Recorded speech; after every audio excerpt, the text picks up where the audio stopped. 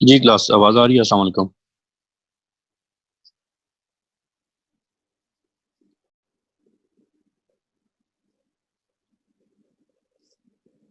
Okay. अच्छा, आप लोगों के पास अभी इसके कपूर की बुक सामने पड़ी हुई है पास?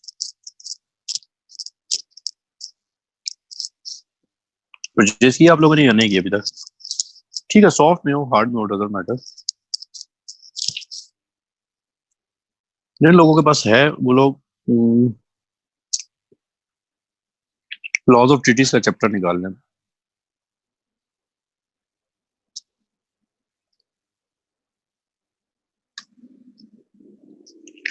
लॉज ऑफ ट्रीटीज जो है।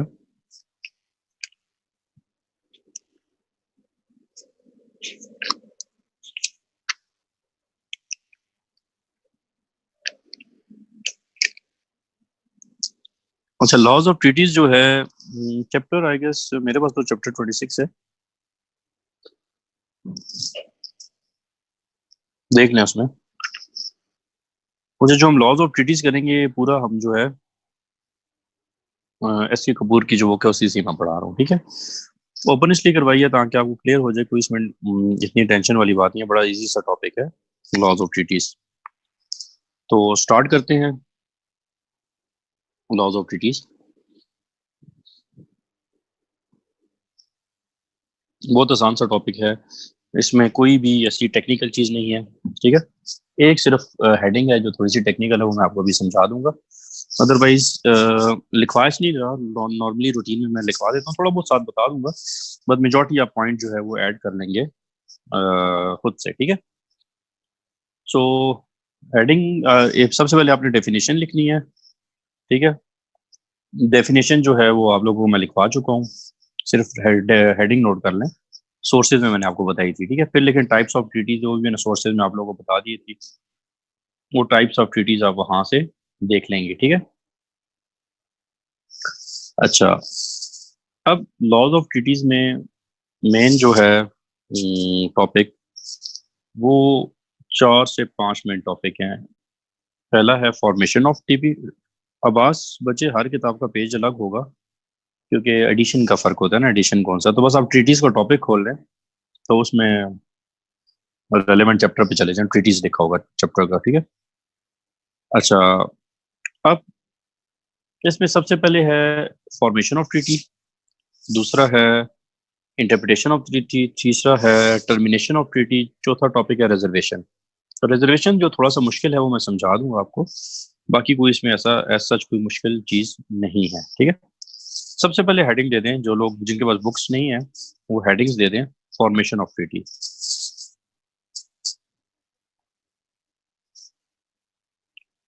Formation of treaty. अच्छा, जिस तरह मैं आपको अभी अभी तक सारे लेक्चर्स में मैं आपको पॉइंट्स लिखवा रहा था, उस तरह मैं आपको पॉइंट्स नहीं लिख पाऊंगा क्योंकि रिटन मटेरियल जो आपकी किताब में है आपने उसी को ही वैसे ही पढ़ना है, उसी को वैसे ही लिख लेना है अपने नोट्स में, ठीक है। तो सिर्फ कॉन्सेप्ट समझाता जाऊंगा और हम आगे चलते जाएंगे, ठीक है। इसलिए अगर मैं आज नहीं लिखवा रहा तो उसमें घबराने की जरूरत नहीं है कि जी हमें सर ने नोट्स नहीं लिखवाए, वो आपकी बुक में अवेलेबल है। आ जाते हैं जी formation of treaty. Formation of treaty के 8 स्टेप्स हैं। सबसे पहला पॉइंट है, जो लोग लिख रहे हैं उस तरह पॉइंट्स बेशक मेन पॉइंट्स लिख लें।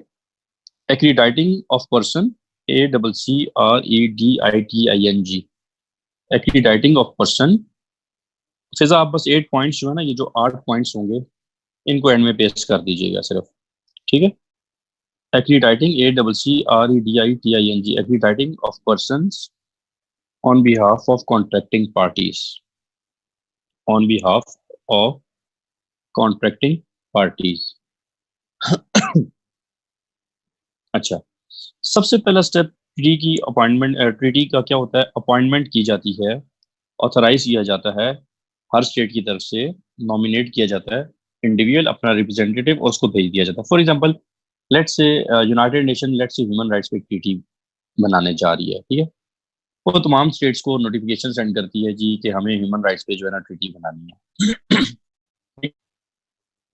अब वो तमाम स्टेट्स क्या करेंगी, अपना अपना रिप्रेजेंटेटिव, वो कहेगी जी ट्रीटी जो है लेट्स से जिनेवा में साइन होने जा रही है, तो आप जिनेवा भेज दें, वहां पे ट्रीटी बनाना चाहते हैं हम। तो तमाम स्टेट्स अपने रिप्रेजेंटेटिव्स को जिनेवा भेज देगी, मतलब पाकिस्तान अपना रिप्रेजेंटेटिव भेज देगा, इंडिया अपना, अमेरिका एंड रशिया हर कोई अपना रिप्रेजेंटेटिव जिनेवा भेज देगा, ठीक है, जो जो उसमें पार्टिसिपेट करना चाहती हैं। अब वो जो शख्स भेजा जाएगा वो एक एक्सपर्ट होगा इन ह्यूमन राइट्स, मतलब उस लॉ में डेफिनेटली, तभी तो वो टीटी में पार्टिसिपेट कर देगा। ऐसा नहीं है कि किसी ऐसे आम से पॉलिटिशियन को उठा के भेज दिया जाएगा जिसका कुछ पता नहीं होगा, ऐसा नहीं है। तो किसी एक शख्स को, दो को, जिनको भी स्टेट भेजेगी वो उस चीज में एक्सपर्ट होने चाहिए, क्योंकि डिस्कशन करनी पड़ेगी उधर। सेकंड स्टेप आ जाता है negotiation and adoption. Negotiation negotiation and adoption. Negotiate and adoption में क्या मतलब है कि तमाम रिप्रेजेंटेटिव जब उधर पहुंच गए तो वो क्या करेंगे, वहाँ पे एक दूसरे के साथ जो है निगोशिएशन करेंगे एंड एक ट्रीटी का फॉर्मेट अडॉप्ट करेंगे। थोड़ा सा इधर एक चीज समझना जरूरी है, क्योंकि आगे जब मैं पढ़ाऊंगा तो मैं उधर आपको रेफरेंस दूंगा इस चीज का, लेकिन समझा इधर रहा हूँ। इस प्रोसेस में होता क्या है, इसमें ये नहीं है कि पार्टीज बैठी हुई हैं रिप्रेजेंटेटिव सारे ममालिक के, और वो कह रहे हैं जी अच्छा आर्टिकल 1 मेरी तरफ से लिख दो, दूसरा कह रहा है आर्टिकल 2 मेरी तरफ से, ऐसा नहीं है। बल्कि पहले उन्होंने देखना होता है कि क्या इश्यूज हैं, वो स्टडी करके आए होते हैं, उन पे हमें क्या लॉस चाहिए, वो उसको देख के आए होते हैं। फिर उसके ऊपर वो डिस्कशन करते हैं, ठीक है। डिस्कशन करने के बाद, डिस्कशन से हरगिज मतलब नहीं है कि सिंपल बस उसको वो डिस्कशन करके लिख देते हैं, बल्कि उसके ऊपर पास्ट जितने भी कोर्ट्स के, मतलब इंटरनेशनल कोर्ट्स के या इंटरनेशनल ट्राइब्यूनल्स के जो डिसीजंस होते हैं उन सबको पढ़ते हैं, पास केसेस को देखते हैं, सारा पढ़कर फिर एक आर्टिकल 1 बनता है, फिर इसी तरह फिर एक आर्टिकल 2, फिर इसी तरह आर्टिकल 3 एंड सो ऑन, ठीक है। अब जी बिल्कुल, प्रेसिडेंट्स वगैरह सारी चीजें पढ़कर, अब ये जो जो ये डिस्कशन करते हैं ना, जैसे आर्टिकल 1 लेट से डेवलप हो गया, 2-3 लाइन का आर्टिकल होता है ना, तो आर्टिकल 1 डेवलप हो गया। अब आर्टिकल 1 जब डेवलप हुआ तो उसके साथ उसकी सारी कमेंट्री भी उनके पास लिखी हुई होती है कि क्यों हुआ, कौन से केस पढ़े, और जितने पार्टी में लोग थे उन्होंने जो डिस्कशन की वो सारी सब कुछ, मतलब समझ लें कि आर्टिकल 1 की ये तफसीर होती है, ठीक हो गया। इसी तरह हर ट्रीटी के एक एक आर्टिकल की पूरी तफसीर होती है, और इसी तरह वो सारे जमा होकर पूरी ट्रीटी की एक तफसील बन जाती है, जैसे कुरान की तफसील होती है, इसी तरह एक ट्रीटी की पूरी तफसील डेवलप की जाती है रिटर्न फॉर्म में, ठीक हो गया। जिसमें हाँ सारी चीजें आती है, जिसमें मिनट्स ऑफ द मीटिंग आती हैं, उनकी इंटेंशन आती है, उनके लेजिस्लेचर्स जितने भी होते हैं उनकी डिस्कशन आती है, सब कुछ इसमें लिखा जाता है, ठीक है। तो ये आपके जहन में बड़ा जरूरी है, क्योंकि अभी जब मैं आगे जिक्र करूंगा तो मैं आपको रिमाइंड कराऊंगा पीछे। ये सेकंड स्टेप है निगोसिएशन एंड अडॉप्शन, ठीक है, फिर अब मैं रिपीट नहीं करूंगा, इसको ध्यान में रखिएगा। थर्ड आ गया सिग्नेचर्स। तीसरे स्टेप पे ये होता है कि वो तमाम जितने भी रिप्रेजेंटेटिव्स आए हैं वो एक स्केलेटन अडॉप्ट जब हो जाता है, लेट से 100 आर्टिकल्स की एक ट्रीटी तैयार हो गई है, तो वो रफ सा स्केलेटन समझ लें जो डेवलप हुआ है, एक रफ तो नहीं कह सकते, बस एक ट्रीटी प्रॉपर फॉर्मेट होगी, डेवलप हो गई, उसके एंड में सिग्नेचर्स कर लेते हैं सारे जितने भी रिप्रेजेंटेटिव्स आए होते हैं हर स्टेट के, ठीक है। लेकिन यहाँ पे ये बात नोट करना जरूरी है, आप अपने लेक्चर में साथ लिख सकते हैं ये चीजें, कि ये नोट करना जरूरी है कि ये सिग्नेचर स्टेट को बाउंड नहीं करता, ठीक हो गया, कि वो ट्रीटी को फॉलो करे, ठीक है। मतलब this does not amount to consent of the state, ये ध्यान में रखिएगा। ये सिग्नेचर सिंपल समझ लें कि अटेंडेंस है, कि जी इस स्टेट ने इस मीटिंग को अटेंड किया था, दैट्स ऑल। तो ये इस पॉइंट पर ये चीज मेंशन करना जरूरी है, ठीक हो गया। आप लिखेंगे भी लाजमी अपने नोट्स में, बिल्कुल एग्जैक्टली ऐसा ही है। नेक्स्ट आता है टॉपिक रेटिफिकेशन, ठीक है। रेटिफिकेशन, रेटिफिकेशन क्या होता है कि वो जो ट्रीटीज की एक स्केलेटन जो बना, उसको सबने साइन किया तो हर कोई उसकी कॉपी लेके अपने स्टेट में चला गया। जब वो अपनी स्टेट में गया तो स्टेट में उसको क्या हुआ कि तमाम स्टेट्स ने हर एक का जो क्राइटेरिया है उसके अकॉर्डिंग उसको ट्रीटी को डिस्कस किया। मसलन कोई स्टेट पार्लियामेंट के थ्रू ट्रीटीज को पास करती है, कोई स्टेट कैबिनेट के थ्रू कराती है, तो हर एक का एक अपना तरीका है। तो जो भी रेलेवेंट तरीका होगा वो क्या होगा कि वो ट्रीटी क्या होगी, वहां से पास होगी, और चाहे वो पार्लियामेंट है चाहे वो कैबिनेट है, जो भी है अकॉर्डिंग टू कॉन्स्टिट्यूशन जो भी तरीकाकार होगा हर स्टेट का, उसको वो पास करेगी, और पास करने के बाद हेड ऑफ स्टेट को भिजवा देगी, ठीक है, लाइक प्रेसिडेंट ऑफ पाकिस्तान को। अब वो हेड ऑफ स्टेट के पास जब आएगी तो हेड ऑफ स्टेट उस ट्रीटी को साइन करेगा, और साइन करके भिजवा देगा सेक्रेटरी जनरल को। तो ये जो हेड ऑफ स्टेट ने साइन करके सेक्रेटरी जनरल को भिजाया, इसको बोलते हैं रेटिफिकेशन, ठीक हो गया। अब इस प्रोसेस के बाद ये जो सिग्नेचर हेड ऑफ स्टेट ने किया है, इसके बाद state is bound to follow treaty.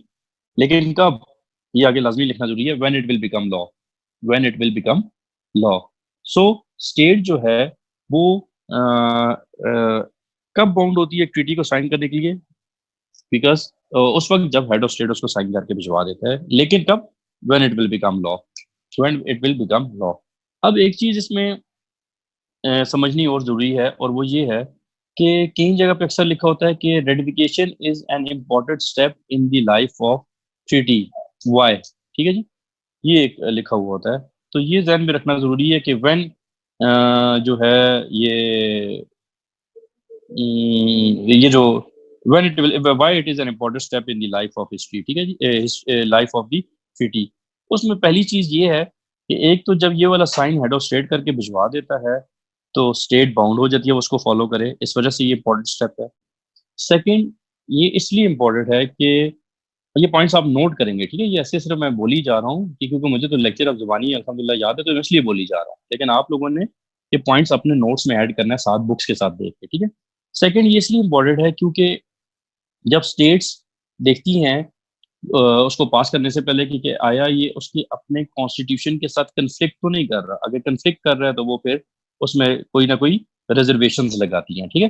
So second ये है कि कॉन्स्टिट्यूशन के साथ कंफ्लिक्ट ना करे, एंड थर्ड ये है कि पब्लिक का ओपिनियन गेन करने के लिए कि जी स्टेट जो है वो एक ये इंटरनेशनल ट्रीटी साइन करने जा रही है, तो उस पर कोई क्रिटिसिज्म हो, कोई डिस्कशन हो, तो पब्लिक ओपिनियन गेन करने के लिए कि जी हम इसको साइन कर रहे हैं, और उनका सपोर्ट लेने के लिए, ठीक है। अच्छा, नेक्स्ट स्टेप आपकी किताब में दिया हुआ है accession and adhesion, this is fifth step, ठीक है। अच्छा, इसमें कोई देखें, एक चीज ध्यान में रखें, आप लोग चीजों को बहुत कॉम्प्लिकेटेड खुद से बना लेते हैं। ये चीजें कोई मुश्किल नहीं है, ये चीजें बड़ी जनरल सी हैं। आप देखें, लेट्स से, और रूटीन में ऐसी होता है, मिसाल के तौर पे आपने जी एक शख्स को गाड़ी बेचनी है, तो आपने एक एग्रीमेंट साइन करना है। तो आप सबसे पहले क्या करोगे जी, अच्छा मैं अपना रिप्रेजेंटेटिव भेज रहा हूँ, वो कहेगा अच्छा मैं अपने उसको भेज रहा हूँ जी किसी रिप्रेजेंटेटिव को। फिर आप जगह का तयन करोगे जी, किधर आ जाए, चलें इस्लामाबाद में आ जाएं, किस जगह पे आ जाएं जी, F8 में आ जाए। वो आप उधर इस्लामाबाद F8 पहुंच गए, फिर आप दोनों आपस में बैठ के एक निगोशिएट करोगे, ठीक हो गया। फिर निगोशिएट करके एक उसका स्केलेटन डेवलप करोगे एग्रीमेंट का, वो लिखोगे कि क्या एग्रीमेंट आपके बीच में तय पाया है, आप किन टर्म्स एंड कंडीशन में गाड़ी बेच रहे हैं, घर बेच रहे हैं, जो भी प्रॉपर्टी है। फिर उसके बाद आप उसको साइन करोगे, ठीक है। तो सिंपल वही प्रोसेस है जो नॉर्मली होता है, इसको कोई मुश्किल लेने की तो जरूरत ही नहीं है, बड़ा आसान सा स्टेप है। अच्छा, पांचवा स्टेप आपकी किताब में एक्सेशन एंड एडेजन, ठीक है। इसको डिस्कस करने से पहले मैं छठे स्टेप पे मूव करूंगा, और उसके बाद मैं पांचवें स्टेप पे वापस आऊंगा, ठीक है। छठा स्टेप है एंट्री इनटू फोर्स, ठीक है। एंट्री इनटू फोर्स का मतलब ये है कि when treaty will become law, ठीक है। अब ये हर ट्रीटी की जब इनिशियल मीटिंग वो हमने देखी थी, रिप्रेजेंटेशन जो रिप्रेजेंटेटिव्स जो थे उन्होंने जब नेगोशिएट एंड अडॉप्ट किया था, तो उस वक्त उन्होंने मीटिंग में इस चीज को डिस्कस कर लिया होता है कि when it will become law, और वो ट्रीटी के एंड पे लिखा हुआ होता है अमूमन, ठीक है जी। तो हर एक की टर्म्स एंड कंडीशन वेरी करती हैं, ठीक है, ये भी आपको पता होना चाहिए। मतलब किसी ट्रीटी में लिखा होगा कि this treaty will become law when 135 states will submit there ratification. किसी में लिखा होगा when this treaty will become law when 134 state. तो मतलब ये नंबर जो है ये वेरी कर सकते हैं, इसमें मतलब आपके जहन में ये होना चाहिए कि कोई फिक्स नंबर नहीं है, ये वो नंबर्स हैं जो डिफाइन होते हैं। दो जो ये जो स्टेट्स होती हैं वो उस नेगोशिएशन एंड ऑप्शन वाले स्टेप पे खुद से एक बात पे एग्री कर जाती हैं कि जी कितनी स्टेट्स के साइन होने लाजमी है, ठीक है। सो लेट्स से अगर लिखा हुआ है कि one when 145 state will submit there ratification with secretary general, ठीक है। तो हर स्टेट बारी बारी जैसे हेड ऑफ स्टेट साइन करेगा, और उसको सेक्रेटरी जनरल, कौन सा सेक्रेटरी जनरल, यूनाइटेड नेशंस के सेक्रेटरी जनरल को भेजता जाएगा। तो हर हेड ऑफ स्टेट इस तरह बारी बारी भेजते रहेंगे अपनी स्टेट से पास करने के बाद। तो जैसे ही 145 स्टेट अपना रेटिफिकेशन जमा करेगी तो वो ट्रीटी लॉ बन जाएगी, ठीक हो गया। तो कहने का मतलब ये हुआ कि अब ट्रीटी जो है लॉ बन गई है। अब स्टेट्स जिन्होंने साइन अपना कर लिया हेड ऑफ स्टेट ने रेटिफिकेशन प्रोसेस में, they are bound to follow it. अब आ जाता हूँ पांचवें स्टेप पे वापस, that is accession and adhesion. ये एक्सेशन एंड एडेजन क्या चीज है। लेट्स से बंगाल जो है उसने इनिशियल जो मीटिंग हुई थी, इनिशियल मीटिंग मतलब कि वो जो पहली वाली जिसमें रिप्रेजेंटेटिव्स गए थे, स्टेप सेकंड स्टेप की बात कर रहा हूँ, फर्स्ट एंड सेकंड स्टेप, ठीक है। सेकंड स्टेप पे जब वो नेगोशिएशन होती उसमें बंगाल ने पार्टिसिपेट नहीं किया, ठीक हो गया। लेकिन बाद में जब वो स्टेप पूरा हो गया और स्टेट्स एक एक कॉपी अपने स्टेट में लेकर आ गए, तो बंगाल ने ये कह दिया UN को कि हमें भी ये कॉपी भिजवा दें, हम भी पार्टी टू द ट्रीटी बनना चाहते हैं, ठीक है, हम भी पार्टी बनना चाहते हैं। तो ये बंगाल ने जो उस इनिशियल मीटिंग में अपना कोई रिप्रेजेंटेटिव नहीं भेजा था, लेकिन अब कॉपी मान मंगवा रही है ताकि वो भी पार्टी बनना चाहे, रेटिफिकेशन करके इसको साइन करके भेजे। तो this process is called accession, ठीक है। और लेट्स से बंगाल ने उस टाइम पे ज्वाइन किया जब ये लॉ बन गया, मतलब 145 स्टेट्स ने अपना रेटिफिकेशन जमा करवा दिया, अब ट्रीटी जो है वो लॉ बन गई है, ठीक है जी। अब बंगाल कहता है यूएन को जी कि मुझे कॉपी भिजवा दे, मैं भी साइन रेटिफाई करके भेजना चाह रहा हूँ, क्योंकि पार्टी बनना चाह रही हूँ मैं भी। तो अब हम कहेंगे बंगाल ने एडहेजन किया है, ठीक है जी। सो मतलब लॉ बनने से पहले कोई ज्वाइन कर ले कोई स्टेट, तो this process is called accession. और लॉ बनने के बाद अगर कोई स्टेट ज्वाइनिंग दे तो this process is called adhesion. Same ही यस, अगर आप लोगों को क्लियर हो गया एक्सेशन एंड एडहेजन, क्योंकि इसमें एक ही टेक्निकल चीज थी और कुछ भी नहीं है। क्लियर हो गया, एक्सेशन एंड एडहेजन, लॉ बनने से पहले ज्वाइन करने को एक्सेशन बोलते हैं, लॉ ज्वाइन करने के बाद को एडहेजन बोलते हैं, ठीक है। अच्छा, नेक्स्ट आ गया जी। अब मैंने फिफ्थ स्टेप कर दिया, सिक्स स्टेप हमारा एंट्री इनटू फोर्स था, वो मैंने समझा दिया। अब हम आते हैं सेवन स्टेप पे, that is registration and publication. Registration and publication ये है कि जैसी ही कोई ट्रीटी लॉ बन जाती है, 145 स्टेट ने वन जितना भी प्रिस्क्राइब नंबर उन्होंने अपना रेटिफिकेशन जमा करा दिया, वो लॉ बन गई। उसके बाद वो ट्रीटी यूनाइटेड नेशंस के बाद रजिस्टर्ड भी होगी और उसको फिर इंटरनेशनल जर्नल्स में पब्लिश भी किया जाएगा। ये बाइंडिंग इन नेचर है रजिस्ट्रेशन एंड पब्लिकेशन। और कहाँ पे लिखा हुआ है? आर्टिकल 102 ऑफ यूएन चार्टर में, आर्टिकल 102 जो यूएन चार्टर का है उसमें ये लिखा हुआ है कि हर ट्रीटी को रजिस्टर और पब्लिश कराया जाएगा। ये क्यों कराया जाएगा? क्योंकि सेकेंड वर्ल्ड वॉर का एक कॉज था सीक्रेट ट्रीटीज, आपने पढ़ा होगा यूएस हिस्ट्री में। सो सीक्रेट ट्रीटीज के कॉन्सेप्ट को एबॉलिश करने के लिए यूएन जब बना 1945 में, तो उसने कंपल्सरी कर दिया कि हर स्टेट अपनी ट्रीटी को रेटिफाई पब्लिश करेगी, इवन अगर स्टेट्स भी कोई आपस में साइन कर रहे हैं। क्योंकि अगर किसी ने ऐसा ना किया, लेटर ऑन कोई डिस्प्यूट अराइज हुआ, तो उस डिस्प्यूट के लिए वो स्टेट्स इंटरनेशनल फोरम को अप्रोच नहीं कर सकती, आईसीजे वगैरह को। So it is binding upon state to registered and publish those treaties, ठीक हो गया। लास्ट पॉइंट आ गया एप्लीकेशन एंड इन्फोर्समेंट। अब जो ट्रीटी लॉ बन गई है तो उसको प्रॉपर इन्फोर्समेंट मैकेनिज्म के तहत उसको इन्फोर्स करवाया जाएगा, ठीक हो गया। चलिए जी, आप रिपीट करते हैं, बड़ा सिंपल से है। 8 प्रोसेस है मेरे साथ। नंबर 1, पहला the appointment of the representatives. Second step is negotiation and adoption. Third step is signatures, signatures किसके? रिप्रेजेंटेटिव्स के। Fourth step is ratification. Fifth आ गया एक्सेशन एंड एडेजन। सिक्स्थ आ गया एंट्री इनटू फोर्स। सेवंथ आ गया registration and publication. And last one is enforcement of the treaty, ठीक हो गया जी। तो क्लियर होगी यहाँ तक बात? तो ये 8 स्टेप है, सिंपल से हैं, इसमें कोई क्वेश्चन तो नहीं है, ताकि हम जल्दी से आगे मूव करें, हम अपना टॉपिक खत्म करें फिर आगे। ओके, क्लियर, ग्रेट जी, जबरदस्त। अब आ जाते हैं नवीद की। ये बात जबरदस्त है कि फौरन लिख देता आगे जगह क्लियर हो गया, ठीक है। तो अच्छा रिस्पॉन्ड होता है फौरन नवीद का, ग्रेट जी। अब चलते हैं आगे। मुझे लगता है कि नवीद ने बस क्लियर करके लिखा होता है, जैसे ही मैं पूछता हूँ नवीद बस फौरन पेश कर देता है, ओके कर देता है, हैं? अच्छा जी, अब चलते हैं आगे। नेक्स्ट प्रोसेस दैट इज, हम अब पढ़ लेते हैं इंटरप्रिटेशन ऑफ ट्रीटी, पढ़ लेते हैं, ठीक है जी। Interpretation of treaty. अच्छा, इंटरप्रिटेशन ऑफ ट्रीटी के आपकी किताब में 5 रूल्स लिखे हुए हैं। 5 रूल्स जो हैं वो मैं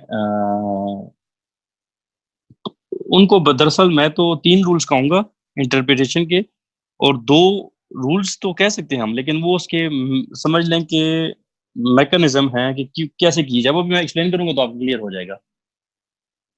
पहला उसमें ये है कि ग्रामेटिकल इंटरप्रिटेशन, पहला step grammatical interpretation. Grammatical interpretation क्या है कि जो उसके plain meanings of the word है, ये आगे उसके लिख लें फिर आपको क्लियर हो जाएगा। Plain meanings of the word, plain meanings of the word, मैं आपको एक्सप्लेन करता हूँ जरा क्या है। अच्छा जी, ग्रामेटिकल इंटरप्रिटेशन ये है कि देखें, जब भी एक ट्रीटी साइन होती है, एक ट्रीटी साइन होती है, तो साइन होने के बाद उसके मतलब जब एक ट्रीटी बस लेट्स से फॉर्मेट होगी, 2 स्टेट्स के बीच में एक ट्रीटी होगी 1960 में, let's say Indus water treaty जिससे इंडिया पाकिस्तान में, ठीक है जी। अब इंडस वाटर ट्रीटी जब इंडिया पाकिस्तान में हुई तो 1960 में साइन हो गई। अब 2010 में या 2020 में डिस्प्यूट आ जाता है एक कहता है कि नहीं, ये ट्रीटी ऐसे, ये ट्रीटी ये कहना चाह रही है, दूसरी स्टेट कहती है नहीं, ये ट्रीटी ये कहना चाह रही है। This is dispute of interpretation. अब वो ट्रीटी अपनी आईसीजे के पास लेके जाएंगे, क्योंकि आईसीजे की ड्यूटी है। तो आईसीजे क्या करेगा कि उस ट्रीटी को इंटरप्रिटेशन करेगा। अब आईसीजे इंटरप्रिटेशन करते वक्त तीन स्टेप्स का, मतलब चार, मेनली चार पांच स्टेप्स जो भी मैं पढ़ाऊंगा उनका ख्याल करेगा, ठीक है जी। लेकिन कैसे करेगा? इनको इंडिपेंडेंट इस्तेमाल नहीं करेगा, ये ध्यान में रखिएगा। उनको वो क्या करेगा, उनको इकट्ठे इस्तेमाल करेगा। लेकिन क्योंकि हम तो इकट्ठे मैं पढ़ा नहीं सकता, वन बाय वन ही हम पढ़ सकते हैं, तो इसलिए वन बाय वन हम पढ़ रहे हैं। सबसे पहले पहला स्टेप वो फॉलो करेगा plane meaning. Let's say 100 articles की एक ट्रीटी है, तो आर्टिकल 7 में कोई डिस्प्यूट का मसला आ गया। आर्टिकल 7 में मतलब लेट्स इंडिया कहते हैं नहीं जी इसका मतलब ये बन रहा है, पाकिस्तान कहते हैं नहीं जिसका ये मतलब बन रहा है। तो अब जब दोनों में मसला आ रहा है इंटरप्रिटेशन का, तो सबसे पहले क्या करेगा, आईसीजे आर्टिकल 7 को पढ़ेगा कि वो क्या कह रहा है। ठीक हो गया। आर्टिकल 7 को पढ़ने के बाद वो एक मीनिंग डेवलप कर लेगा आईसीजे कि जी इसका ये मतलब है। लेकिन वो कभी भी सही मीनिंग नहीं देता, ठीक है जी, अनटिल अनलेस के सेकंड और थर्ड और फोर्थ स्टेप पे ना जाए तो, ठीक है जी। अच्छा, फॉर एग्जांपल मैं एक मिसाल देता हूँ। लेट्स से सूरह अज़ाब को अगर हम देखें, तो सूरह अज़ाब की जितनी भी आयत हैं, हम अगर उसको समझ लें सारे उसके अलग अलग आर्टिकल्स हैं, ठीक है जी। अब हम किसी एक आयत को, एक आर्टिकल जिसको तसव्वुर किया जाए, उस एक आर्टिकल को आइसोलेशन में इंटरप्रेट करेंगे तो मीनिंग बड़ा चेंज आ जाएगा। फॉर एग्जांपल एक आयत है सूरह अज़ाब में, सिर्फ एक आयत, पूरी सूरह अज़ाब की पूरी सूरत को नहीं पढ़ रहे हम, सिर्फ एक आयत को बीच में से उठाते हैं। तो वो आयत कहती है कि जहां पे तुम्हें कुफार मिले उनको मार डालो। अब इसकी इंटरप्रिटेशन क्या बन रही है कि कुरान कह रहा है कि जहां पर भी, चाहे वो बाजार में मिल रहे हैं चाहे वो कहीं पे भी मिल रहे हैं, आप कुफार को मार डालो, ठीक है जी। तो ये तो बड़ा ही वो हो गया, मीनिंग चेंज सा आ गया जी, ऐसा तो इस्लाम का भी नहीं कहता है। तो वो ये करेगा। फिर आप सूरह अज़ाब को कॉन्टेक्स्ट में पढ़ें। कॉन्टेक्स्ट क्या होता है? सियाको सबाक, मतलब आयत नंबर 1 से लेके आयत नंबर लास्ट तक पढ़ें। तो जब आप आयत नंबर 1 से आयत नंबर लास्ट तक पढ़ेंगे तो उसमें क्या होगा कि सूरह अज़ाब का उस आयत का मतलब अब थोड़ा सा चेंज आ जाएगा। वो क्या, जरा देखिएगा। अब जब आप इससे पिछली आयत को पढ़ते हैं तो वहां पे जिक्र हुआ हुआ है कि जब आप कुफार की टेरिटरी में इंटर हो जाते हैं और जब आप मैदान जंग में आप उनके सामने आ जाते हैं, तो जहां पे तुम्हें कफार मिले उनको मार डालो। अब मतलब जी क्लियर हो गया काफी हद तक साको सबाक से। तो अब इसी तरह आईसीजे नेक्स्ट सब्जेक्ट पे मूव करता है, that is object and context. Object and context, object and context मतलब क्या है कि सियाको सबाक के साथ वो देखेगा। वो सियाको सबाक से कैसे देखेगा? पूरी ट्रीटी को आर्टिकल 1 से लेके आर्टिकल 100 तक पढ़ेगा। तो अब आर्टिकल 7 का मीनिंग और क्लियर हो जाएगा। क्यों? क्योंकि अब उसको पता लग गया जी इसका इस ट्रीटी का पर्पस क्या है, वगैरह वगैरह, ठीक हो गया। लेकिन अभी भी एग्जैक्ट क्लियर नहीं हुआ, तो वो थर्ड मेथड पे मूव करेगा, that is reasonable and consistent. Reasonable and consistent तीसरा मीनिंग है, तीसरा है रीजनेबल एंड कंसिस्टेंट। अच्छा, आईसीजे, बल्कि छोड़िए, ये आपकी बुक में तीसरा लिखा हुआ है, बट पहले इसको छोड़ दें। पहले आप एक लिख लें, तीसरा लिख लें, रिकोर्स टू एक्सटेंसिक मटेरियल। तीसरा आप ये लिख लें, recourse to extrinsic, EXTRINSIC, extrinsic material, ठीक है जी। अब आईसीजे क्या करेगा? तीसरा मेथड अप्लाई करेगा। वो क्या है? वो ये है कि आईसीजे क्या कहेगा कि आप इसकी तफसीर मंगवा लो। क्यों? आप देखिए कुरान में है चोर के हाथ काट डालो, ठीक। लेकिन एग्जैक्ट ये नहीं है कि वो कोई मार्कर भी चोरी कर ले, छोटा सा उठा के, कोई छोटा सा एक फ्रूट का कोई उठा के, सेब उठा के किसी शॉप से खा ले, चोरी कर ले, तो वो नहीं। फिर तफसीर क्या? सुनना। सुनना में हम जाते हैं तो हमें पता लगता है। तो कहने का कि किस हाथ में, किस हद तक, वगैरह वगैरह। तो कहने का मतलब ये है कि आईसीजे उसकी पूरी एक्सटेंसिव मटेरियल से मतलब क्या है कि उसका प्रीपेटरी वर्क, इसके सामने लिखना है प्रीपेटरी वर्क ऑफ ट्रीटी। वो जितनी भी ट्रीटी बनाते वक्त, मैंने बताया था नेगोशिएशन के टाइम पे लिखी जाती है हर चीज, वो सब कुछ मंगवा लेगा। सेकंड पॉइंट, फर्स्ट पॉइंट नहीं, सेकंड पॉइंट, ठीक हो गया, कि वो ट्रीटी का सारा कुछ मटेरियल जो था वो मंगवा लेगा। वो इसलिए मंगवा लेगा क्योंकि देखिए, टू नो दी, बड़ी इंपॉर्टेंट बात करने लगा, ये नोट कर लें, to know the intention of the legislature. Legislature कौन थे? जिन्होंने उस टाइम पे ट्रीटी में पार्टिसिपेट किया था। अब 1960 में ट्रीटी साइन हुई है, 2020 तक तो वो लोग मर गए। अब उनसे ये नहीं पूछा जा सकता, उनसे ये नहीं पूछा जा सकता कि बुला के, क्यों तो मरे हुए, कि भाई आपकी क्या इंटेंशन थी। तो अब आईसीजे को कैसे पता लगेगा कि उस टाइम पे जिन्होंने ये लेजिस्लेशन में हिस्सा पार्टिसिपेट किया था उनकी इंटेंशन क्या थी ट्रीटी बनाते वक्त? तो वो पता लगेगा वो सारा प्रीपेटरी वर्क जो मैंने आपको बताया था कि वो डिस्कशन करते हैं, मिनट्स ऑफ द मीटिंग्स होती हैं, वो सब कुछ रिकॉर्ड करते हैं। ये 3 पॉइंट्स क्लियर हो गए हैं जी। पहला है प्लेन मीनिंग्स, ग्रामेटिकल इंटरप्रिटेशन। दूसरा है ऑब्जेक्ट एंड कॉन्टेक्स्ट, साको सबाक से फिर वो पढ़ेगा, आर्टिकल 1 से लेकर आर्टिकल 100 जितने भी होंगे। और फिर तीसरा क्या होगा, वो उस ट्रीटी को बनाते वक्त जितनी भी लेजिस्लेचर्स ने आपस में डिस्कशन की उन पॉइंट्स के ऊपर, वो सारे पॉइंट्स उनकी तफसीर मंगवा लेगा। इन तीनों को पढ़ के अब आईसीजे को क्लियर हो गया है कि इसका मीनिंग क्या है। ठीक हो गया। अब आईसीजे मीनिंग करते वक्त दो चीजों का ख्याल करेगा। जिनके पास बुक्स नहीं है वो ये पॉइंट्स लिख लें। दो चीजों का ख्याल, पहला principle of effectiveness, principle of effectiveness. और दूसरा पॉइंट लिख लें, reasonable and consistent meaning, reasonable and consistent meaning. Reasonable and consistent meaning क्या है जरा देखिएगा। आईसीजे क्या करेगा, अब उसने को मीनिंग समझ आ गया क्या है, लेकिन अब उसने मीनिंग देना है रिटन फॉर्म में कि जी इसका मीनिंग क्या है, इससे क्या तासुर लिया जा सकता है। ठीक है। तो आईसीजे मीनिंग कन्वे करते वक्त ये ख्याल करेगा कि प्रिंसिपल ऑफ इफेक्टिवनेस क्या, कि ऐसा मीनिंग, देखिए एक वर्ड के डिफरेंट मीनिंग्स होते हैं, आपको ही पता है। किसी कॉन्टेक्स्ट में वो कोई और मीनिंग दे रहा होता है, किसी कॉन्टेक्स्ट में कोई और मीनिंग दे रहा होता है। ठीक हो गया। सो इसलिए अक्सर आप जैसे लोग, कई ऐसे लोग आप में से होते हैं जो ऐसे में फेल होते हैं, उनकी एक रीजन ये होती है कि वो ऐसे में इतनी बड़ी भारी भारी इंग्लिश की जो उन्होंने क्रैमिंग की हुई होती है, रटे लगाए होते हैं उन वर्ड्स को, वो एग्जामिनर को इम्प्रेस करने के लिए भारी भारी वर्ड्स डालते हैं और वो कॉन्टेक्स्ट में कुछ और मीनिंग्स दे देते हैं, और उनका मतलब ही सारा खराब हो जाता है। और स्टूडेंट कहते हैं जी हमने तो बड़ी अंग्रेजी झाड़ी थी पेपर में, बट फेल हो गए। वो बड़ी रीजन ये होती है कि आपने जो वोकेबलरी के रटे लगाए होते हैं, वो आप एग्जामिनर को खुश करने के लिए, जरा उसको दिखाने के लिए बड़े बड़े हैवी वर्ड्स डाल के, जिनका आपको पता ही नहीं होता कि कॉन्टेक्स्ट में मीनिंग क्या होगा, जिसकी रिजल्ट में क्या होता है, आपका लॉस होता है। सो आईसीजे भी क्या करेगा, डिफरेंट मीनिंग्स बनते होंगे, लेकिन वो मीनिंग कन्वे करेगा which will improve the effectiveness of the treaty, मतलब जिस मकसद के लिए ट्रीटी बनाई गई है उस मकसद को एनहेंस करे, ना कि डिमिनिश कर रहा हो। ठीक हो गया जी। क्लियर है। ये चौथा और पांचवा पॉइंट, वो मीनिंग देगा जो कंसिस्टेंट, मतलब फिर पूरी ट्रीटी में वही मीनिंग उसका तस्वर किया जाएगा, मतलब जिस जगह पे भी वो वर्ड आएगा उसका वही मीनिंग क्लियर हो जाएगा, तस्वर किया जाएगा। एम आई क्लियर जी? Semi yes. जल्दी से ताकि हम आगे मूव करें नेक्स्ट स्टेप पे।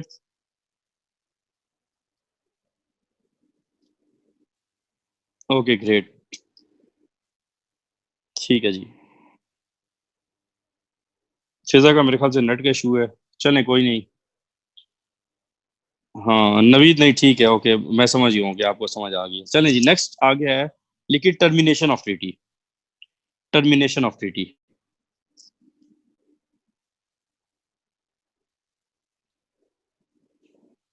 आपकी किताब में बड़ी कंफ्यूजिंग सी कहानियां लिखी होंगी टर्मिनेशन के ऊपर, लेकिन मैं बड़ा सिंपल सा करके इसको बता देता हूँ कि टर्मिनेशन का क्या तरीका कार है। ठीक हो गया।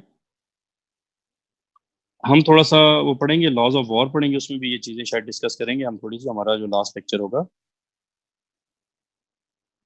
आज हमारी सेकंड लास्ट क्लास है, इंशाल्लाह इसके बाद नेक्स्ट लास्ट क्लास होगी। अच्छा जी, टर्मिनेशन ऑफ ट्रीटी। ये हम टर्मिनेशन ऑफ ट्रीटी जो है आपकी बुक में बड़ी उसने डिटेल में चीज़ों को लिखा हुआ है, वो आप पढ़ सकते हैं, लेकिन मेन कॉन्सेप्ट आपको समझ आ जाएगा भी लेक्चर से। प्लस जब मैं आपको लॉज ऑफ वॉर पढ़ाऊंगा तो वहां पे भी ये चीज़ें डिस्कस हो जाएंगी कि वॉर में कौन सी ट्रीटी टर्मिनेट होती है, कौन सी सस्पेंड होती है, वो सारा मैं लॉज ऑफ वॉर में आपको पढ़ा दूंगा। ठीक हो गया। अभी थोड़ा सा समझ लेते हैं टर्मिनेशन ऑफ ट्रीटी है क्या। पहला है जी बाय ऑपरेशन ऑफ लॉ। जो लोग नहीं है, वो बुक्स जिनके पास नहीं है वो अपने पास लिख सकते हैं, bye operation of law. Bye operation of law ये है कि जब टीटी के अंदर इटसेल्फ लिखा जाए कि ये टीटी कब खत्म होगी। ठीक है। बाय ऑपरेशन ऑफ लॉ का मतलब क्या है, when the provision is itself mentioned in the treaty that when this treaty will be terminated. ठीक है। बाय ऑपरेशन ऑफ लॉ का मतलब मैं समझा देता हूँ। फॉर एग्जांपल, मिसाल के तौर पे एक ट्रीटी के एंड पे लिख दिया जाता है, मुख्तलिफ तरीके होते हैं, मैं मुख्तलिफ तरीके डिस्कस कर लेता हूँ, कि this treaty will be terminated when any of the state material breach any of the article. मतलब फॉर एग्जांपल लिख दिया जाता है कि अगर बायलैटरल ट्रीटी है, लेट्स से इंडिया पाकिस्तान के बीच में, तो उसमें लिख दिया जाएगा कि ये ट्रीटी टर्मिनेट हो जाएगी किसी ने भी इसका मटेरियल ब्रीच कर दिया। तो लेट्स से इंडिया ने ट्रीटी को ब्रीच किया, तो क्या हो जाएगा, वो ट्रीटी टर्मिनेट हो जाएगी ऑटोमेटिकली। तो हम कहेंगे कैसी हुई है, बाय ऑपरेशन ऑफ लॉ, क्योंकि ट्रीटी के अंदर खुद पहले से लिखा हुआ था। अच्छा, कहीं ट्रीटी में लिखा होता है कि this treaty will be terminated after 10 years, ठीक है। तो जैसे ही 10 ईयर्स एक्सपायर होंगे, ट्रीटी का टाइम पीरियड खत्म होगा, ट्रीटी टर्मिनेट हो जाएगी। अब कैसे खत्म हुई है वो बाय ऑपरेशन ऑफ लॉ, मतलब बाय ऑपरेशन ऑफ लॉ से मतलब कि ट्रीटी के अंदर पहले से ही लिखा हुआ था कि ये आफ्टर 10 ईयर्स एक्सपायर हो जाएगी। So hope I am clear what is by operation of law, ठीक है। सेकंड आ जाए, that is outbreak of war. Outbreak of war,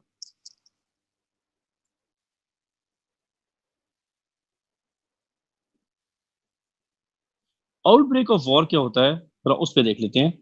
outbreak of war ये है कि जब जंग हो जाए तो ट्रीटी टर्मिनेट कैसे होती है, ठीक है। इसमें हम पूरा डिटेल, मैंने कहा हमारा क्योंकि टॉपिक है लॉज ऑफ वॉर, तो मैं तो आपको लिखाऊंगा भी और पढ़ाऊंगा भी, लेकिन अभी के लिए मैं इधर बता देता हूँ सिर्फ हल्का सा कि कुछ ट्रीटीज टर्मिनेट हो जाती हैं, कुछ ट्रीटीज सस्पेंड हो जाती हैं, और कुछ ट्रीटीज कभी खत्म नहीं होती हैं।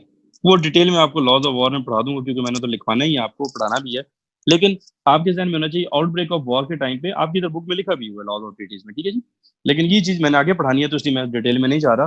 टर्मिनेशन ऑफ ट्रीटी में, आउटब्रेक ऑफ वॉर में क्या होगा कि कुछ ट्रीटीज जो होती हैं वो टर्मिनेट हो जाती हैं जंग के दौरान, कुछ ट्रीटीज सस्पेंड हो जाती हैं, और कुछ ट्रीटीज टाइम के लिए, मतलब सस्पेंड होना, ठीक है जी। और कुछ ट्रीटीज कभी भी टर्मिनेट नहीं होती हैं, ठीक है। बस आपके जहन में ये तीन चीजें होनी चाहिए कि आउटब्रेक ऑफ वॉर में कुछ ट्रीटीज टर्मिनेट हो जाएंगी, कुछ सस्पेंड हो जाएंगी, और कुछ बिल्कुल टर्मिनेट नहीं होती हैं, वो रिमेन रहेंगी, they will remain in field, ठीक है। आ जाइए तीसरा लिखें point, material breach of bilateral treaty. Material breach of bilateral treaty, ठीक है जी। अगर बायलैटरल ट्रीटी है, मतलब मल्टीलैटरल ट्रीटी नहीं है, बायलैटरल ट्रीटी है, तो क्या होगा, कोई भी एक स्टेट उसको जैसी वॉलेट करती है तो ट्रीटी टर्मिनेट हो जाती है, ठीक हो गया। नेक्स्ट लिखिए, ये मैं एक वर्ड आपकी चैट बॉक्स में मैं कर रहा हूँ, फिर मैं एक्सप्लेन कर देता हूँ ये है क्या। मैं ये चैट बॉक्स में लिख रहा हूँ, वेट कीजिए।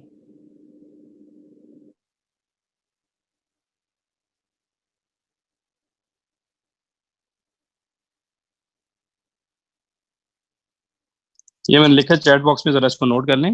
तीसरा पॉइंट, ये चौथा जोन सा भी आपका बन रहा है, रेबोस।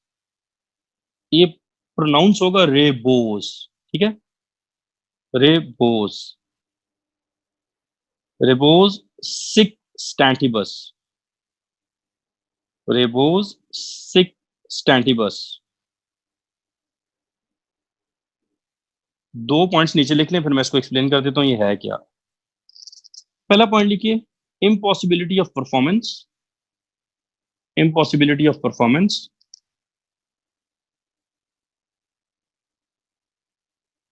और दूसरा लिखिए, ये आई गेस फ्रेंच लैंग्वेज है, फ्रेंच लैंग्वेज है, इम्पॉसिबिलिटी ऑफ परफॉर्मेंस। और दूसरा है,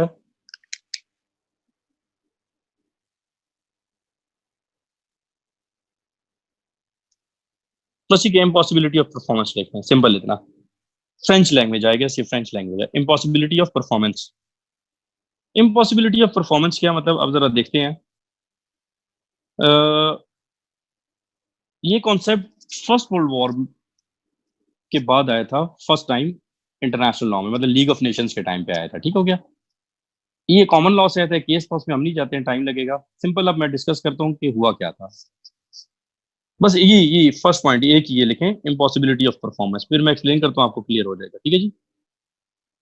इसमें ऐसा हुआ था कि एक अफ्रीकन स्टेट का एग्रीमेंट, एक ट्रीटी साइन हुई थी एक साउथ अमेरिकन स्टेट से, मतलब कोई लेटिन अमेरिकन स्टेट होती उनमें से, वो आपकी किताब में केस लिखा होगा कहीं ना कहीं। अच्छा, हुआ ये था कि जो लेटिन अमेरिकन स्टेट थी उसने कुछ कमोडिटीज तैयार करके अफ्रीकन स्टेट को भेजनी थी, ठीक हो गया। अफ्रीकन स्टेट्स को कुछ कमोडिटीज तैयार करके भेजनी थी। अब जब अफ्रीकन स्टेट्स को कुछ कमोडिटीज तैयार करके भेजने के लिए उन्होंने मतलब ट्रीटी साइन की, तो ट्रीटी में एक प्रोविजन लिख दी गई थी, और वो प्रोविजन ये लिखी गई थी कि इस तारीख को, मतलब एक डेट मेंशन कर दी थी कि इस डेट को जो है, ये जो है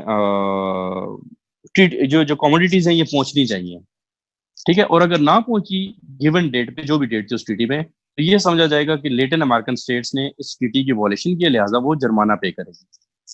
ये ट्रीटी साइन हो गई, वर्ल्ड वॉर वन से पहले हुई थी, ठीक हो गया। हुआ ये कि वो इन ट्रीटी साइन होने के बाद उसने लेटिन अमेरिकन स्टेट्स ने क्या किया कि अपना कमोडिटीज को तैयार करना शुरू कर दिया। अभी भेजने की डेट जो थी, गिवन जो भी डेट थी, उस डेट से पहले ऐसा हुआ कि वर्ल्ड वॉर वन होगी। जब वर्ल्ड वॉर वन हुई तो अब तो जो बीच में जो ओशन आता है, ठीक है, वो ओशन सारा क्या डिक्लेयर हो गया, अटलांटिक ओशन, वो सारा क्या डिक्लेयर हो गया, वॉर जोन डिक्लेयर हो गया। जब वॉर जोन डिक्लेयर हो गया तो वॉर जोन में मर्चेंट शिप नहीं जा सकती। हुआ ये कि जब जंग खत्म हुई, जंग अजीम, पहली जंग अजीम, तो अफ्रीकन स्टेट ने लेटिन अमेरिकन स्टेट को सू कर लिया ऑन द ग्राउंड कि ट्रीटी में लिखा था कि इस तारीख पे पहुंचेगी, इस तारीख पे डेट्स नहीं, वो जो कमोडिटीज नहीं पहुंच सकी हैं, लिहाजा हमें ये फाइन पे करें। तो जो लेटिन अमेरिकन स्टेट थी उसने बड़ी इंटरेस्टिंग प्ले ली। उसने कहा, ये जो मैंने आपको लिखवाया, इम्पॉसिबिलिटी ऑफ परफॉर्मेंस। उन्होंने कहा जी कि हमने नेक नियति के साथ सारा कुछ तैयार करना शुरू कर दिया था, बट हुआ ये कि जंग अजीम हो गई। तो जब जंग अजीम हो गई तो हमारे लिए पॉसिबल ही नहीं था, क्योंकि ये वॉर जोन डिक्लेयर हो गया था, मर्चेंट शिप जा नहीं सकती थी, मर्चेंट शिप जो होती है वो वॉर जोन में नहीं जा सकती है। तो ये पॉसिबल ही नहीं था कि हम इनको वो ट्रांसफर चीजें जो हैं वो प्रोवाइड कर सकें, डिलीवर कर सकें। So that was impossibility of performance, ठीक है जी। तो permanent court of international justice ने ये हेल्ड किया, उसने कहा कि जब भी इम्पॉसिबिलिटी ऑफ परफॉर्मेंस हो जाती है तो ट्रीटी ऑटोमेटिकली टर्मिनेट हो जाती है, ठीक हो गया। मतलब इसमें कोई वेट करने की जरूरत नहीं है। ये समझा जाएगा, प्रिज्यूम किया जाएगा कि इम्पॉसिबिलिटी ऑफ परफॉर्मेंस जब भी हो गया, जिस तरह के इस केस में था, क्योंकि उनके लिए पॉसिबल ही नहीं था, तो वो ट्रीटी क्या होगी, टर्मिनेट हो गई, ठीक है जी। क्लियर हो गया, ये रेबोस से क्लियर हुआ है बच्चे? जल्दी से बता दें फिर हम आगे चलें। ओके, अब आगे चलते हैं जी। लिखिए जस्ट कॉजेंस। जस्ट कॉजेंस मैं ये लिख रहा हूं, जस्ट कॉजेंस। जस्ट कॉजेंस क्या है जरा देखते हैं। नहीं, उसमें फाइन नहीं हुआ अदनान, ऑफ कोर्स, क्योंकि ये इसका मकसद ही ये था, लेकिन डेफिनेटली उसने कमोडिटीज तैयार, या जो अफ्रीकन स्टेट थी उसको कुछ ना कुछ अकोमोडेट करना है ना, लेकिन उस पर फाइन नहीं कर सकते क्योंकि लेटिन अमेरिकन स्टेट की वो गलती तो नहीं है, वो तो तैयार कर रही थी, ठीक हो गया।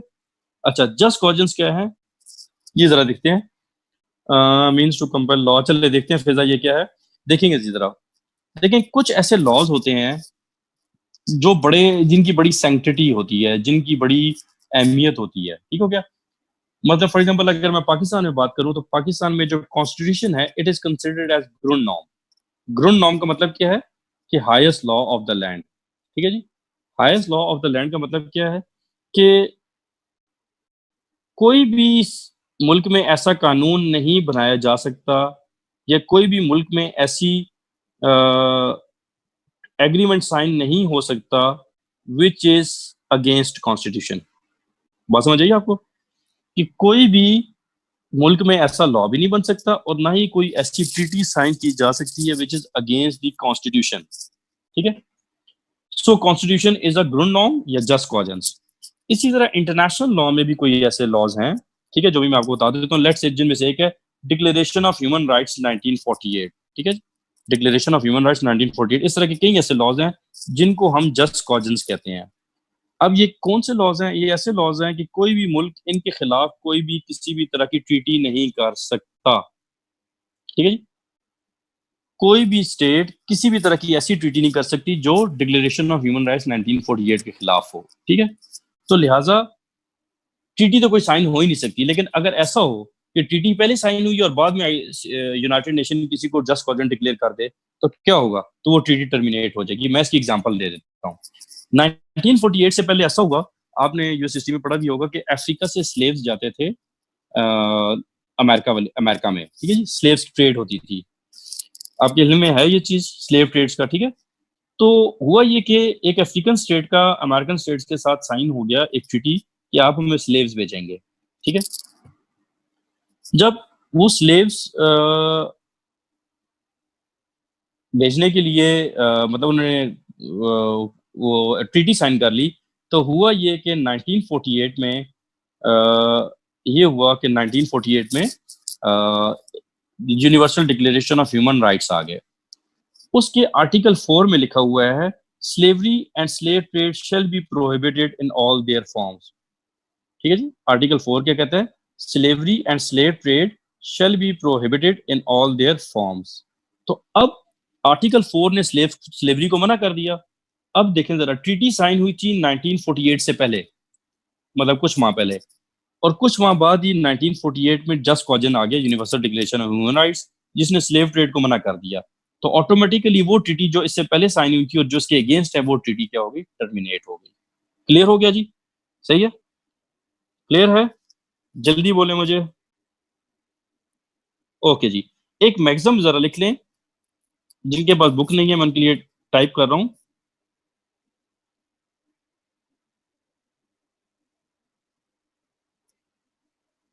मैं ये टाइप कर रहा हूं आप लोगों के लिए।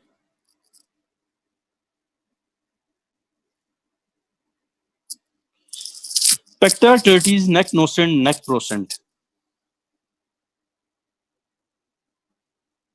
जी अब्दुल आजिम, ऐसा ही है, डिसेंडेंट्स हैं कहा जाता है। अच्छा जी, अब जरा देखिएगा, पेक्टा टर्टीज नेक नोसेंट नेक प्रोसेंट, इसका मतलब क्या है? इसके आगे जरा मतलब लिख लें। Only parties to the only parties to the treaty are bound by treaty. Only parties to the treaty are bound by treaty. ठीक है जी। नेक पेक्टा ट्रीटीज नेक नोसेंट नेक प्रोसेंट क्या कह रहा है कि लेट्स से एक ट्रीटी साइन की है इंडिया पाकिस्तान ने, तो only India and Pakistan are bound by that treaty. ठीक है जी। अगर इंडिया पाकिस्तान चाइना ने साइन किया तो इंडिया पाकिस्तान चाइना, मतलब जो पार्टीज हैं सिर्फ उन्हीं पर बाउंड होगी और किसी पर बाउंड नहीं होगी। लेकिन इसकी एक्सेप्शंस हैं, इसकी एक्सेप्शन है। ठीक है जी। एक्सेप्शन जरा लिख लें। नंबर 1, पहली ये हमने पढ़ी हुई, अभी आपको क्लियर हो जाएगा। चैटिंग नहीं करें, बिल्कुल फजूल चैटिंग अभी अलाउ नहीं है जी, प्लीज। देखिए जरा, पहला लिखिए universal nature treaty.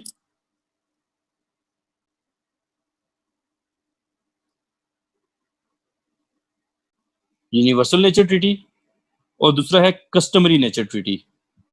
Customary nature treaty, universal nature treaty और कस्टमरी नेचर ट्रीटी। ठीक है जी।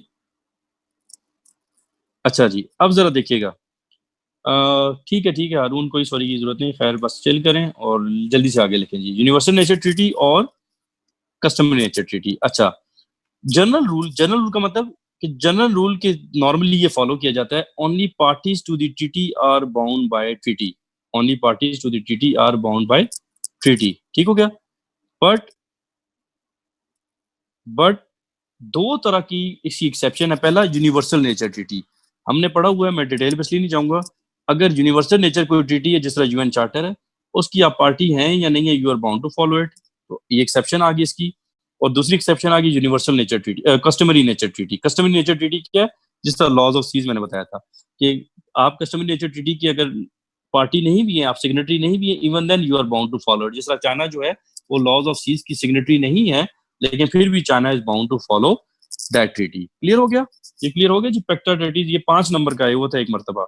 आपकी बुक में इसी तरह एक और लिखा हुआ है पेक्टा सन सरवांडा, वो भी आप यहाँ से पढ़ सकते हैं, लेकिन मैं ऑलरेडी पहले एक्सप्लेन कर चुका हूँ।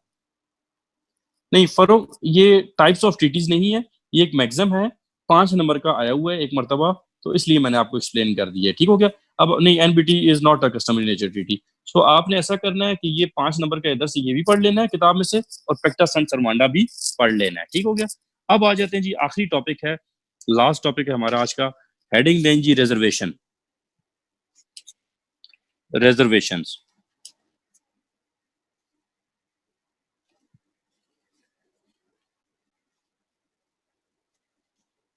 अच्छा जी, ये रिजर्वेशन मैं आपको समझा देता हूँ, और फिजा को मैं इसकी आसान सी फॉर्म में, मतलब अंग्रेजी जो है, मैं बल्कि आप लिख लें रिजर्वेशन, मैं आपको समझाता हूँ।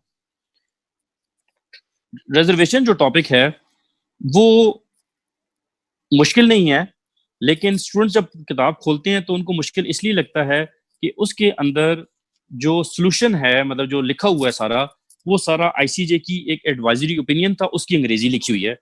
अब आईसीजे की जो इंग्लिश है डेफिनेटली वो लीगल लैंग्वेज यूज हुई हुई है, तो वो स्टूडेंट्स को पढ़ते हुए मसला हो रहा होता है, तो उनको समझ नहीं आ रहा होता कि रिजर्वेशन का मतलब क्या है। ठीक है जी। मैं उस लैंग्वेज में, वो 3 पॉइंट्स हैं, ज्यादा नहीं, बस 3 पॉइंट्स हैं, वो 3 पॉइंट्स मैं फिजा को भेज दूंगा। फिजा ऑनलाइन है? सेमी यस फिजा। हाँ, आपको बच्चे मैं भेज दूंगा वो 3 पॉइंट्स। आप जब नोट्स बनाएंगी तो आप वो 3 पॉइंट्स लिख दीजिएगा रिजर्वेशन के नीचे। उसकी एक्सप्लेनेशन क्या है वो मैं भी आपको क्लास में समझा देता हूँ, ठीक हो गया? आपने वो 3 पॉइंट जब नोट बनाएंगी तो उसमें वो लिख दीजिएगा। बाकी एक्सप्लेनेशन क्या है वो एक्सप्लेनेशन मैं आपको अभी समझा देता हूँ। अब सबका ध्यान, आपने सब कुछ लिखना छोड़ देना, क्योंकि आपको लिखना हुआ लिखा हुआ मटेरियल फिजा के नोट्स में मिल जाएगा, ठीक है?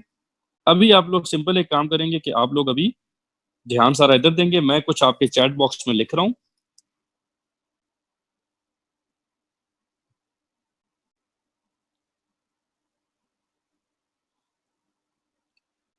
वो चैट बॉक्स में मैं जरा लिख लूँ, फिर उसके बाद मैं डिस्कस करता हूँ।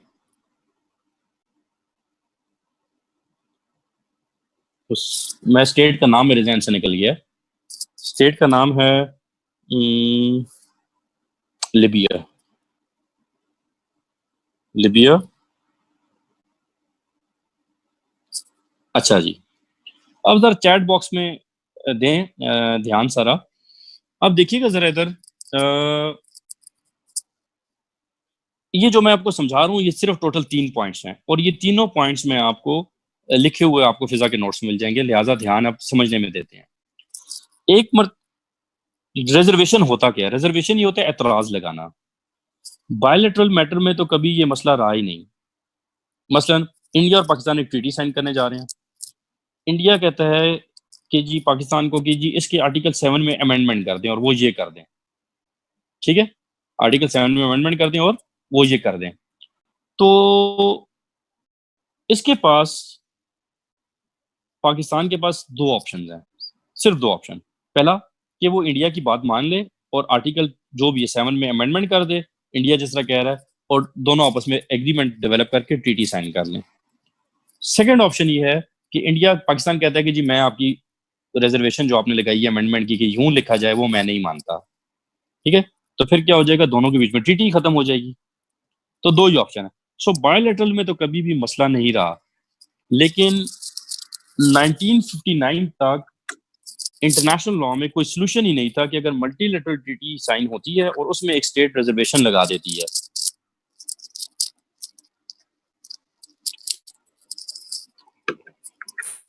तो उसमें अगर कोई स्टेट रिजर्वेशन लगा देती है तो फिर उसका हल क्या होगा? 1959 में फर्स्ट टाइम जेनोसाइड केस में आईसीजे ने अपना एडवाइजरी ओपिनियन दिया था, और एडवाइजरी ओपिनियन देकर इस मसले का हल निकाला था। वो क्या था वो भी हम पढ़ने लगे हैं। मसला क्या था पहले जरा वो समझते हैं। कि लेट से मल्टीलेटरल ट्रीटी है, आपकी स्क्रीन के सामने ए बी फिर लिबिया और सी डी है। लिबिया अगर कोई रिजर्वेशन लगाता है, अब ये यहाँ पे तो मैंने ए बी सी डी लिखा हुआ है, लेकिन देयर आर 193 स्टेट्स, आपके जहन में है, आपको पता है। तो अब अगर ए बी कहते हैं लिबिया ठीक कह रहा है, और लेट से सी डी कहते हैं लिबिया का रिजर्वेशन हमें एक्सेप्टेबल नहीं है, तो टीटी अगर खत्म कर देते हैं तो सीडी को नुकसान हो रहा है, क्योंकि वो तो टीटी में आना चाह रहे हैं। और टीटी को एज इट सेल्फ, जैसे लिबिया कह रहा है वैसे मान लेते हैं, अमेंडमेंट मान लेते हैं, तो नहीं सॉरी, अगर टीटी खत्म कर रहे हैं तो ए बी को लॉस हो रहा है, और अगर टीटी मान लेते हैं जैसा कि लिबिया ने रिजर्वेशन लगाया तो सीडी को लॉस हो रहा है, क्योंकि सीडी तो लिबिया की रिजर्वेशन नहीं मान रहे। तो इस तरह का मसला मल्टीलेटरल ट्रीटी में आता रहा टिल 1959। फर्स्ट टाइम 1959 में जेनोसाइड केस में आईसीजे ने इसका हल निकाला, और वो हल क्या है वो हम अब पढ़ने लगे हैं। वो 3 पॉइंट्स हैं, 3 पॉइंट्स आपको लिखने में मिल जाएंगे। अभी उन 3 पॉइंट्स को समझ लेते हैं। पहला पॉइंट क्या है जी, जरा देखते हैं। अब मैं जो आपको समझाने लगा हूं, ये एक डिप्लोमेटिक ट्रीटी साइन हुई थी तमाम स्टेट्स में बीच में, डिप्लोमेटिक कन्वेंशन के ऊपर, ठीक हो गया? उसको उसकी एग्जांपल दे रहा हूं कि उसमें कैसे इस मामले का हल किया। डिप्लोमेटिक ट्रीटी साइन हो रही थी तो उसमें लिखा हुआ था, लेट से समझाने के लिए, आर्टिकल ये नहीं एग्जैक्टली लेकिन समझाने के लिए मैं कह रहा हूँ, लेट से आर्टिकल 7 है, जिसमें लिखा हुआ था कि डिप्लोमेट की लगेज की चेकिंग नहीं होगी। लिबिया ने कह दिया नहीं जी हमारा एतराज है, डिप्लोमेट की लगेज की चेकिंग होनी चाहिए, आप इसकी अमेंडमेंट कर दें और लगेज की चेकिंग होनी चाहिए। अब समझाने के लिए मैं वर्ड यूज कर रहा हूँ, आप पेपर में ऐसे लिख नहीं सकते हैं, पेपर में कैसे लिखेंगे वो आपके नोट्स में आ जाएगा, ठीक है जी? आप सिर्फ इसको समझ लें, ये मैं समझाने के लिए कह रहा हूँ ताकि आपको आसानी में समझ आ जाए। ओरिजिनल ओरिजिनल ट्रीटी कह रही है कि लगेज की चेकिंग नहीं होगी। अमेंडेड ट्रीटी, अमेंडेड मीन के रिजर्वेशन के बाद जो लिबिया कह रहा था वो कह रहा था चेकिंग होनी चाहिए। ठीक हो गया। अब दो आपके सामने आ गई, एक ओरिजिनल ट्रीटी आ गई जो कि कह रही है चेकिंग नहीं होगी, और एक अमेंडेड ट्रीटी आ गई जो लिबिया ने कहा कि चेकिंग होनी चाहिए। ठीक है जी, ये सिर्फ समझाने के लिए मैं वर्ड यूज कर रहा हूँ, असल में आप ऐसे नहीं यूज कर सकते। अब जरा देखिएगा, लिबिया कहेगा, अब आईसीजे ने ऐसा सोल्यूशन बताया कि जब ऐसे होगा तो यूं होगा। नंबर वन, पहला स्टेप, अगर लिबिया एतराज लगाता है, इधर मैं लिबिया बोल रहा हूँ, उधर तो उसने डेफिनेटली लिखा हुआ कोई स्टेट रिजर्वेशन लगाती है। ठीक है जी, तो उधर लिबिया नहीं था, लेकिन आपको समझाने के लिए मैं लिबिया बोल रहा हूँ। अगर लिबिया रिजर्वेशन लगाता है तो अगर तो किसी स्टेट ने उसका रिजर्वेशन एक्सेप्ट ना किया तो लिबिया इस ट्रीटी की पार्टी बन ही नहीं सकता। ठीक है जी। लेकिन अगर लिबिया की रिजर्वेशन किसी स्टेट ने एक्सेप्ट कर ली, एक हो या ज्यादा हो, जो भी हो, तो लिबिया पार्टी बन जाएगा ट्रीटी का। तो पहला स्टेप क्या है? पहला स्टेप, आप बेशक उर्दू में अपने साथ लिखना चाहते हैं तो वो लिख लें, रिटर्न में आपको इंग्लिश में मिल जाएगा कि अगर एक स्टेट एतराज लगाती है, कुछ स्टेट अगर कहती हैं कि इसका एतराज एक्सेप्टेबल है, फिर तो वो लिबिया पार्टी बन जाएगी। लेकिन सारी स्टेट्स कहती हैं इसका जो रिजर्वेशन एक्सेप्टेबल नहीं है, तो लिबिया पार्टी नहीं बनेगी। सेकंड स्टेप, जिन स्टेट ने, लेट्स से ए और बी ने कह दिया हमें, ये जरा गौर से देखिएगा स्क्रीन पे, ए और बी ने कह दिया हमें इसका एतराज एक्सेप्टेबल है, और सी और डी ने कह दिया हमें इसका एतराज एक्सेप्टेबल, रिजर्वेशन एक्सेप्टेबल नहीं है, तो क्या होगा? सेकंड पॉइंट ए बी के लिए, कि ए बी ने कह दिया हमें इसका एक्सेप्टेबल है, लिहाजा ए एंड बी के मुताबिक Libya is party to the treaty, और सी और डी ने कह दिया हमें इसका एतराज एक्सेप्टेबल नहीं है, तो लिहाजा सी और डी के according Libya is not party to the treaty. ये 3 पॉइंट है। अब मैं आपको प्रैक्टिकली एक्सप्लेन करूंगा तो आपको क्लियर हो जाएगा। ठीक हो गया? आते हैं जरा प्रैक्टिकली। देखें जी, जब लिबिया का एम्बेसडर ए और बी में जाएगा तो ए और बी उसकी लगेज की चेकिंग करेंगे। कैसे? लिबिया ने कहा था लगेज की चेकिंग होनी चाहिए, ए और बी ने कहा था हमें आपकी रिजर्वेशन एक्सेप्टेबल है। तो लिहाजा जब लिबिया का एम्बेसडर ए और बी में जाएगा तो लगेज की चेकिंग होगी।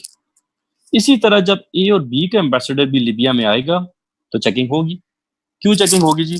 क्योंकि लिबिया ने कहा था कि मैं इस कंडीशन में इस ट्रीटी में आना चाह रहा हूं कि लगेज की चेकिंग होनी चाहिए। ठीक हो गया?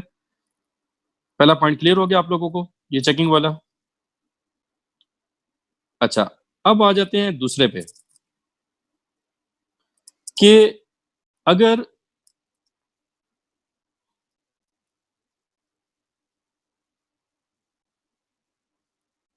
अच्छा दूसरा पॉइंट आ रहे हैं जी। पहला पॉइंट तो हमें हो गया, लिबिया ए बी में जाता है तो चेकिंग होगी, और ए बी लिबिया में आते हैं चेकिंग होगी। उसकी रीजन ये है कि लिबिया आया था कि चेकिंग होनी चाहिए इस ग्राउंड पे, और ए बी ने कहा था हमें एक्सेप्टेबल है। अब आते हैं लिबिया और सी डी का मामला क्या होगा। लिबिया और सी डी का मामला ये होगा कि जब लिबिया जाएगा सी डी में, या पहले सी डी को भेजते हैं, सी और डी जब लिबिया में आएंगे तो लगेज की चेकिंग होगी, क्योंकि लिबिया ने कहा था मैं इस ग्राउंड में एंट्री करना चाह रहा हूँ कि लगेज की चेकिंग होनी चाहिए। तो सी और डी जब लिबिया में जाएंगे तो चेकिंग होगी। इसी तरह जब लिबिया भी सी डी में जाएगा तो चेकिंग होगी। क्यों? इधर एक पॉइंट जरा लिख लें, काइंडली अपने पास नोट कर लें, बड़ा इंपॉर्टेंट पॉइंट है, प्रिंसिपल ऑफ रेसिप्रोसिटी। रेसिप्रोकल से है, principle of reciprocity. International law में ऐसा होता है कि जब कहीं पे कोई रूल्स नहीं होते हैं या कोई कंसेंसस डेवलप नहीं होता है, ठीक है, या डेवलप करना चाह रहे होते हैं, तो क्या होता है, अगर कोई लॉ एग्जिस्ट नहीं कर रहा तो स्टेट्स एक दूसरे के साथ जो ट्रीटमेंट करती हैं वो रेसिप्रोकल ट्रीटमेंट करती हैं। रेसिप्रोकल ट्रीटमेंट क्या होता है कि जैसा आप हमारे साथ करोगे हम वैसा आपके साथ करेंगे। तो सी और डी जब लिबिया में जाएंगे, लिबिया तो चेकिंग करेगा क्योंकि उस आए इसी ग्राउंड में था कि हमने चेकिंग करनी है। लिहाजा जब लिबिया का एम्बेसडर सी डी में जाएगा तो सी डी भी चेकिंग करेंगे, क्योंकि लिबिया वालों ने सी डी की चेकिंग की थी। ठीक हो गया? लेकिन जब ए बी सी डी में जाएंगे, क्योंकि ओरिजिनल ट्रीटी के मेंबर्स कौन है? A B C D. Libya original treaty का नहीं, लिबिया अमेंडेड ट्रीटी का मेंबर है। ठीक हो गया? सो जब ए बी सी डी में जाएंगे तो कोई चेकिंग नहीं होगी सी ए बी की, और इसी तरह जब सी डी ए बी में जाएंगे, ए बी से मतलब लिबिया के अलावा बाकी पूरी दुनिया में जाएंगे, तो उनके एम्बेसडर की चेकिंग नहीं होगी। क्लियर हुई जी बात? कुछ समझ आ गई?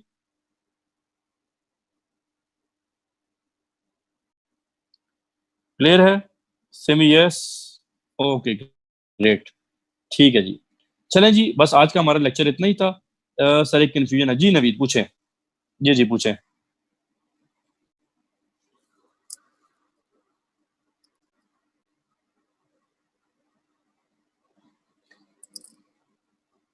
जी जी बिल्कुल फिजा, ऐसी ही मल्टीपल ट्रीटीज जो होती हैं अगर उसमें अमेंडमेंट आए तो इसी तरह वो होती हैं। वो तीन मैं आपको मैसेज, वो अभी तीन की मेरे पास लिखी हुई, मैं आपको पिक्चर भेज देता हूँ अभी। अगर लिबिया पहले ही टीटी में होगा और रिजर्वेशन करेगा, नहीं, ऐसा है कि नबी, ये जिस टाइम पे भी रिजर्वेशन लगाएगा ना, जब पहले से टीटी में होगा तो फिर तो उसने पहले से रिजर्वेशन लगाई है, लेकिन बाद में आएगा तो तभी वो रिजर्वेशन लगा के आएगा। इट डजेंट मैटर, वो पहले जब at the time of signing off TT वो ये लिख सकता है कि जी मेरी ये रिजर्वेशन है, ये नोट कर लें। समझ आइए बात ही आपको।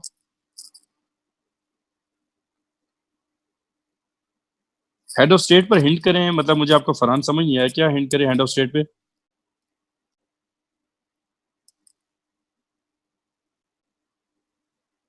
नहीं, हारून, ए और बी जो है to the extent of Libya सिर्फ जो है उनकी चेकिंग होगी, लेकिन ए और बी और सी और डी ओरिजिनल टीटी में इस बात पे एग्रीड करे थे कि कर गए थे कि हम चेकिंग नहीं करेंगे, ठीक हो गया। सो ए बी सी डी की हद तक नहीं करेंगे, ठीक है जी। हाँ जी नवीद, बाद में भी कर, नहीं साइन के बाद नहीं, at the time of signing the treaty वो अपनी रिजर्वेशन रिकॉर्ड कराएगा, ठीक हो गया, कि मैं इस कंडीशन पे आना चाहता हूँ ट्रीटी में। फरहान आपका क्वेश्चन मुझे समझ नहीं है, हेड ऑफ स्टेट पर हिंट करें, मुझे ये समझ नहीं आया प्लीज।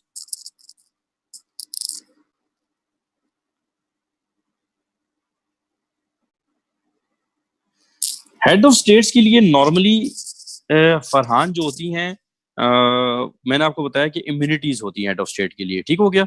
लेकिन हेड ऑफ स्टेट कुछ ऐसे क्राइम नहीं अलाउ कर सकते, फॉर एग्जाम्पल जो जस्ट कॉजेंस की वॉलेशन में हो, जिस तरह फॉर एग्जाम्पल ह्यूमैनिटेरियन लॉ की अगर वो वॉलेशन करेगा तो हेड ऑफ स्टेट्स को पेनल्टी दी जाती है, जस्ट कॉजेंस की वॉलेशन हेड ऑफ स्टेट नहीं कर सकते हैं, ठीक है जी।